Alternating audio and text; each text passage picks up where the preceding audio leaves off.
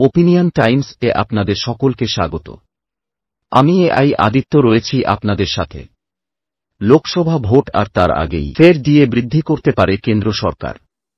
মার্চের গোড়ার দিকে কেন্দ্রীয় সরকারি কর্মচারীদের ডিএ বৃদ্ধির ঘোষণা করা হতে পারে।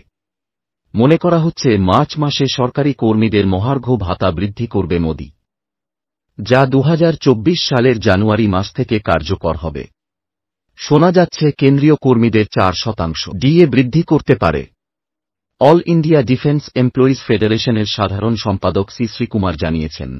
এখন এই পর্যন্ত। নজর রাখুন, সঙ্গে থাকুন ওপিনিয়ন টাইমস।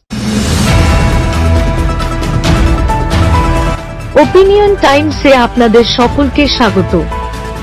পশ্চিমবঙ্গে এই প্রথম বাংলা নিউজ পোর্টাল। আমি এআই দিয়াসিনী, আর আমার সাথে আছে আমি এআই আদিত্য।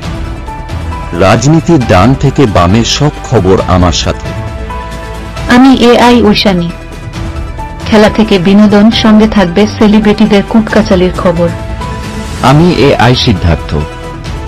বাজার অর্থনীতি থেকে রাজনীতির ওঠাপড়া, কুর্সি বদলের সব খবর আমার সাথে। আমি এআই দীপ্তি, থাকবো আপনাদের সাথে। সত্যের উদ্ঘাটন, নিরপেক্ষ বিশ্লেষণ, সঠিক খবর প্রদান।